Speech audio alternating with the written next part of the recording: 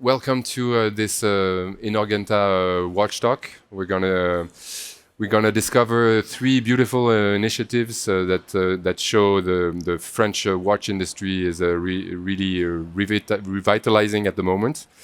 So I have fellow panelists. I'm Benjamin Tesser, a journalist with Europress, writing on watches and sustainability and among other things. And I have my three fellow panelists with me today are Pierre-Alain Bérard from LIP, Montre LIP. Hello, everyone. We have Philippe Lebru from Utinam, and Hello. we have Pierre-François Louvigné from Silmac. Before we get started, I'd like to remind people that France has a very long history of watchmaking that dates back to the 15th century and even before. Great names are associated with different watch industries, but they are French, like Breguet or Berthoud. In the 18th century, it was really the heydays of the French industry, with big names like Cartier or Auricoste that came to be, or Lip Company. And then, like a lot of people, a lot in the watch industry, the crisis, the quartz crisis hit in the 70s, and it's been tough since then. But in the past 20 or 10 years, we really feel that there's a blow of a new life blowing on French industry, and we're here to show that today. So, without further ado, I'd like my fellow panelists to introduce themselves, maybe, so that people know a little bit more about what you do. Maybe we start with you, Pierre-Alain. Yes, so today I represent LIP. So LIP is the oldest French brand, still in activity today. So we are born in 1867. We are 150 years old. And we used to be the biggest French company for watchmaking, employing around 1,300 people and producing around 400,000 watches every year. At that time, during the 50s and the 60s, we were as big as Omega. I know it can sound ridiculous now, but that was the size of the company at the time. And quartz arrived, the company collapsed. There are what we call the dark time. Even some Lip watch were produced in China. But today, as Benjamin told you, production restart in France, in Besançon, in the heart of the watchmaking industry in France. And we are proud to come here in Inorgenta to show this. And you'll tell us a lot more about it as we go. Then I'd like to have you, Philippe, introduce Utinam, which is the brand you created. What triggered that will to create a brand about 30 years ago, when it was a tough time for the French industry? What triggered you to create Utinam? I would say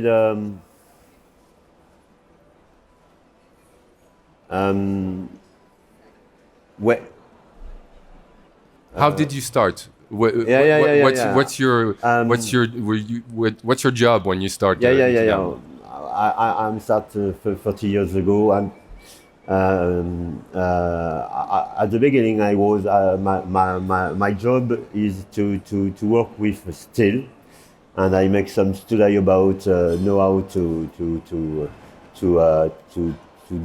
transform steel, and I make some study of economy, and after I go to Besançon to meet the capital of time. 100 years ago, there is more than 500 brands in Besançon, and it's LIP inside, and I would say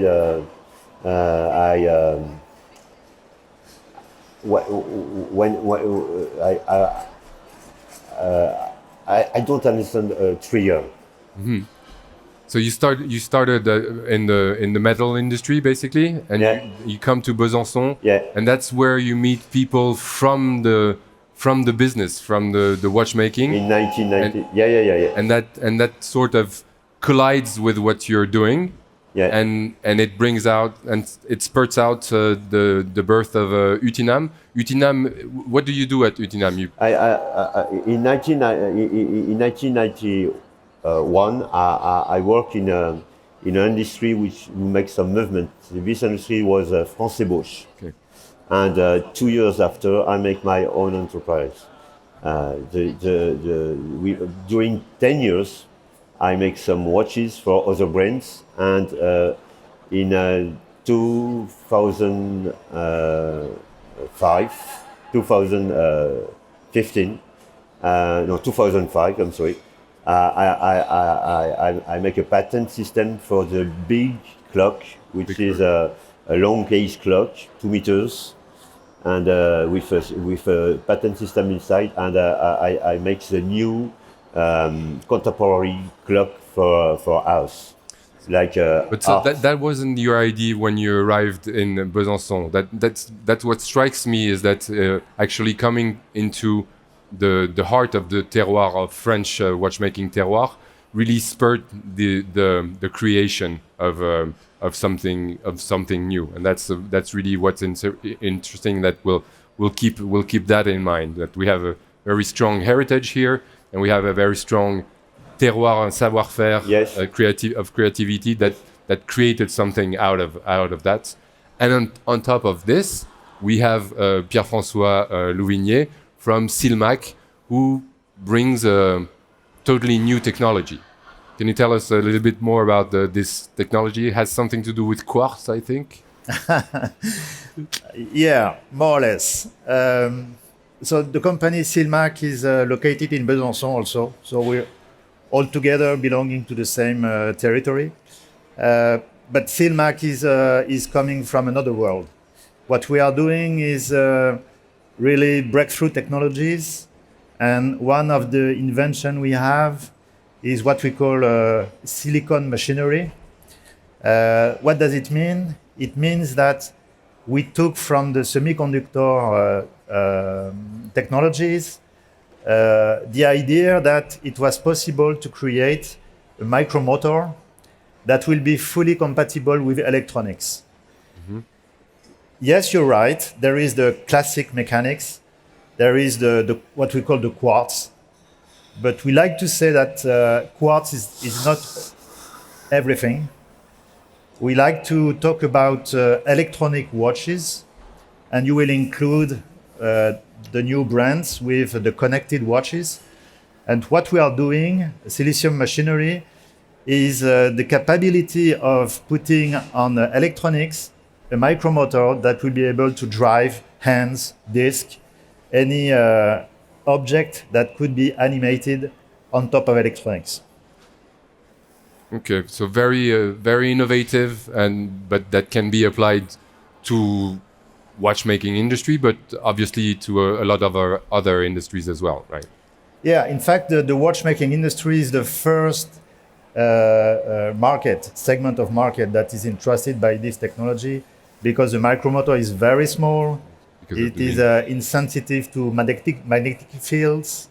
There is a very low consumption, electric consumption, and as I said, is also designed to be added to electronics like any other electronic component. Okay. So this is really new. There is nothing comparable in nowhere. A brand new technology. Yeah, totally new. French made. And born in Besançon. That's the most important. There you go. Okay, so now that we have a little clearer picture of who we have here. Let's hear about the story of your journey to where you are today. Pierre-Alain, when you took over LIP in 2013, as you said, it was in relatively hard state. What were the first things that you decided to do and to go about to start the rebirth process? Yeah. So the first thing we do was strangely to stop everything and make the market clean because we want to restart from nothing to make sure the quality come back to what it was. The second thing we did is to find all pieces which have the DNA of Flip inside, the DNA of the French watchmaking, and come from this watch we find on the market, all watch we find on the market, and we rebuilt a completely new collection with the DNA of Flip inside, the DNA of French watchmaking. Okay. So focusing really on Yes. the emblematic models, which are plentiful Yes. at Lip. And the second thing we did is to build a brand new atelier of watchmaking. Okay, we already had one, but we built a bigger one. So you already had in mind the idea of manufacturing your own movements and starting it. Not in First- 2013 Yes, maybe, first come the watches, yes. the assembling of the watches, but the manufacturing of the movement is another milestone on the way for Lip. Okay. So what about you, Philippe?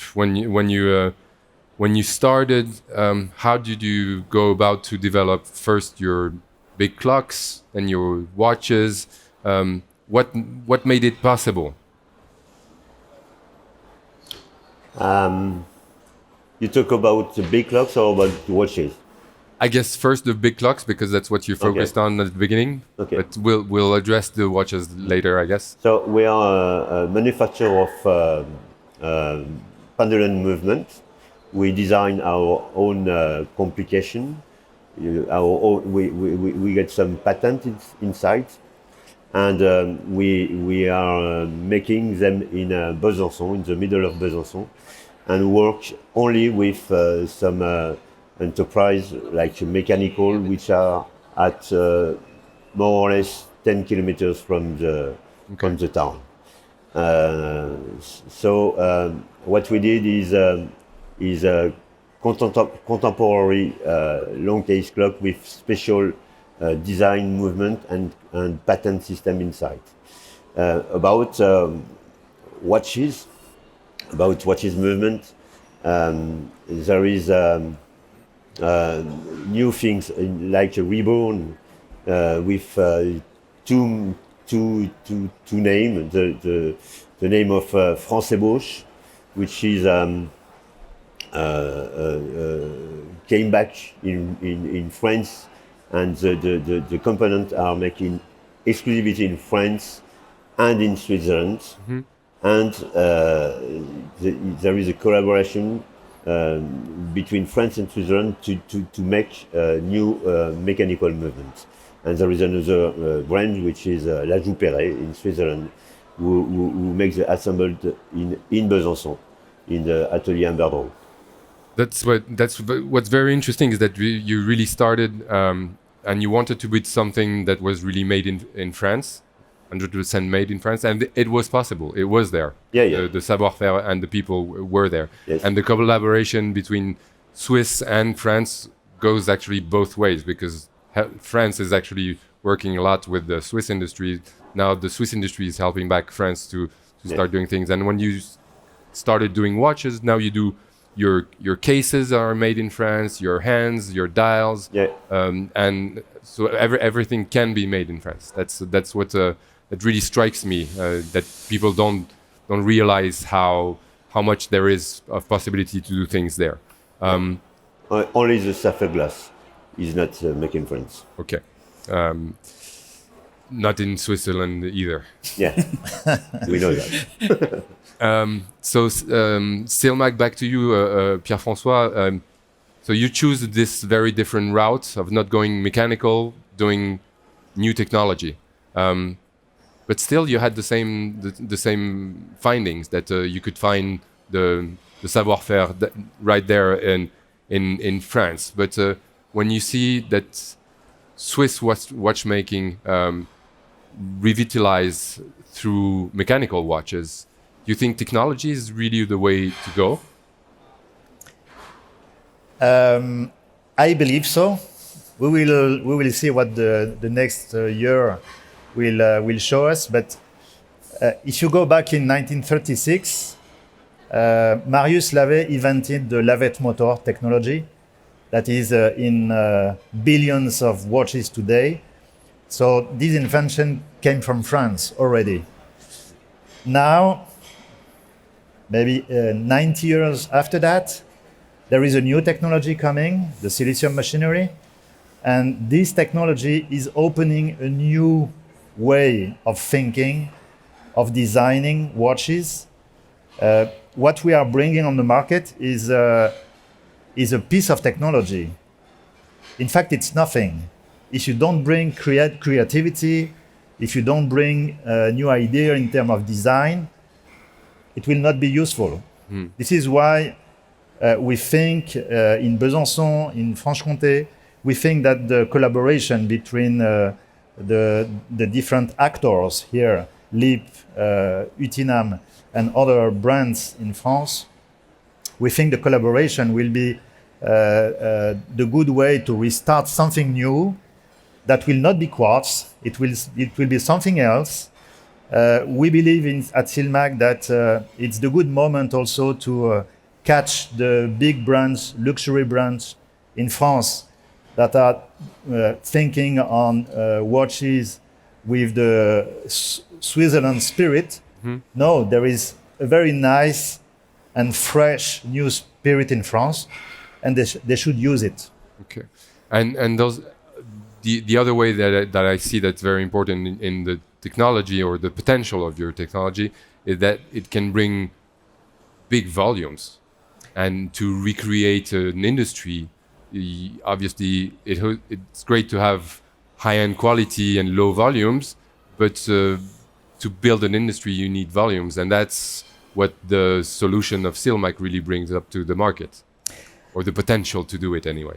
Yeah, because it's coming from, as I said, the semiconductor sector. So we all know that price versus volume is the curve we have to follow. But don't forget that the watch sector is plenty of niches. So, of course, you can go to big volumes. That's important to have a good vitality in the market. But we can go also with very specific watches, limited series, high-end, but with new technology inside. And I think the customer in France, all of us, we are looking for nice watches, not for 1 year, but for keep it for our sons and daughters. And I think we can do that. Even if it's not big volume since the start, we can start with a high-end product also. And some French brands do use the quartz technology. They could turn to a new technology with Silmac. Is it something that I know LIP still does part of your business with quartz watches? Is it something that could be that you can envision switching from quartz to 100% Besançon-made technology? Silicium technology is really interesting for us because come from Besançon, French-made. So this is really a way to make something new. And what was missing during the crisis in the 70s compared to Switzerland was collaboration between the big brand that was playing the game at that time. And I think we should learn from this mistake and try to build something, some collaborative work to make sure we don't make 2 times the same mistake. So, yeah, this is something we are strongly... Open for business, huh? Yes. This is something we are strongly thinking about. Is the technology also applicable to like a hybrid technology? Like we've seen the Japanese go into that, not so much other very traditional industries, but the Japanese, which are very technology prone, have developed their own hybrid technology between mecha quartz. We see Seiko doing it, even in their high-end watches, they propose things like that. Is that something that's also possible with your technology? Yeah, it's totally possible. It's more than possible. It's the nature of this technology. Because so far, if you want to make a quartz watch, you have to select the movements that are available on the market. They are very limited, in fact, very limited because of this rule of volumes. You know, with the technology we have, since you can put the silicium machinery where you want inside the electronics, you can think about totally new design. It could be 100% electronic watch, but it could be also a mix of classic mechanics with electronics. So it's fully compatible. It's what we already do. We have other markets beside the watchmaking industry. It's the medical, and medical is typically that. There is like a micromechanism combined with electronic motor. So, yeah. Very interesting. Offers a very wide range of possibilities and definitely potential for growth for French watchmaking. At the point where you are now, all of you, what is really needed to step up the game for you as a brand, but also collectively? Start with you, Pierre-Alain. So, first thing we need is volume, sales. This is why we are here today in Germany, in Orgenta, to show what French watchmaking know to do. And we have beautiful design and creative, artistic clocks. And first things is volume. We need customers. This is why we are here. And the second thing is collaborate together to making new, interesting products for the market. Get to change the rules, and so people can talk about that.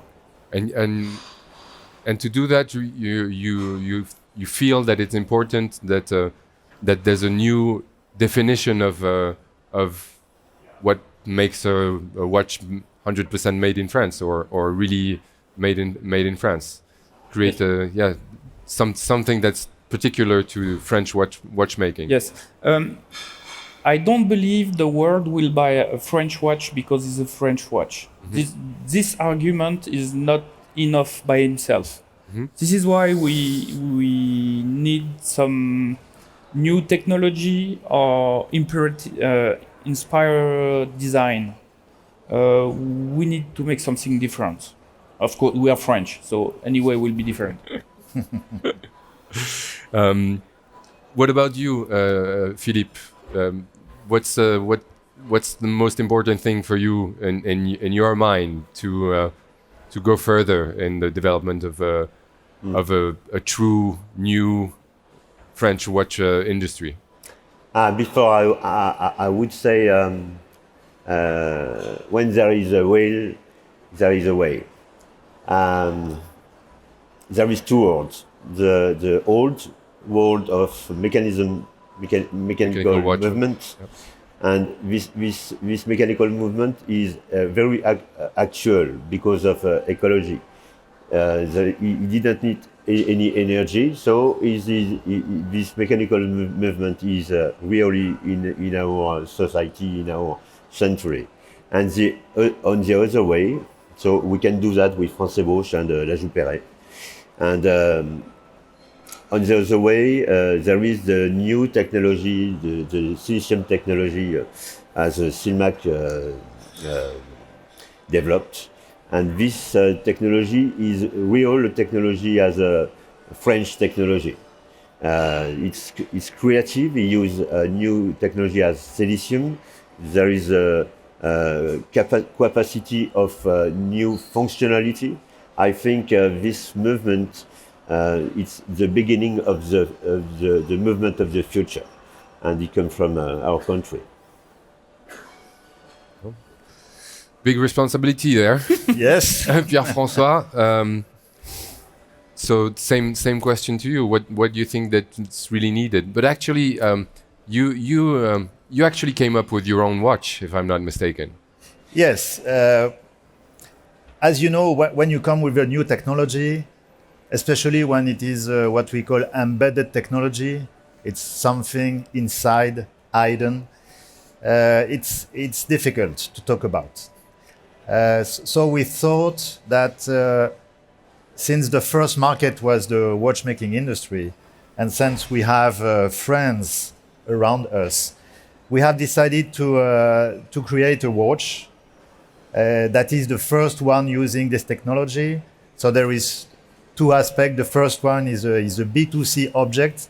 So it's something that you can buy as let's say a collector watch introducing a new technology. So It has a name. You can say the the time changer. time changer. Time changer. So you can go on the website and have a look on it. So yes, the demonstration was to show the technology on a real object that was the targeted market. And the other aspect is it's a B2B demonstration also. I believe that Liv, my friend, will need to see the result of the technology on a product that will be sold, and this is why we do this watch. Okay. So it's your proof of concept. It's a proof of concept. It works. Yeah, yeah, Okay. that's it. And I have to say that since you play the game till the product, it comes new actor to you asking for something else after the first watch. And what we are looking is a collaboration with the French brand and the other ones to build new projects. And as you said, to start selling the technology in reasonable volumes. And prices. And price. And price. Yes, because I think at the moment the price is relatively high, but obviously it's a concept watch. It's a proof of concept, but it's not what the final product can be. But it's very interesting to see that mix of technology, creativity that you all bring to the industry. All these initiatives show the vitality of the French watch industry at the moment. It shows that it has great heritage to play with, storytelling being as important as we know it is. It shows that there's a terroir in Besançon where the savoir-faire are all concentrated, so you can build upon that. And there's a load of creativity that enables to create both technology and crossroads between design and art and technology at the same time. So from listening to you, I hear that what's needed next is some kind of international recognition. So obviously that's also one of the reasons we're here today, to show that there is potential to reach outside of France. It shows that collaboration obviously is going to be key to achieve any strong French watchmaking to really pull the whole industry further to gain that recognition. I think that gives a pretty good overlook of the situation of the French industry.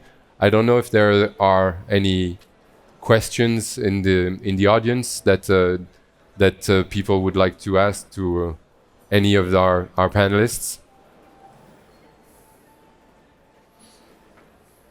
Not all together, please. No, that's it. Okay. Well, then I think I'd like to thank you, all of you, for participating. Thank Inorgenta for giving us this platform to expose what's happening in the French watch industry, and let's all work together to take it where it can go. Where there's a will, there's a way. So let's all go that way. Thank you very much. Thank you, Benjamin. Thank you, Benjamin. Thank you. Thank you.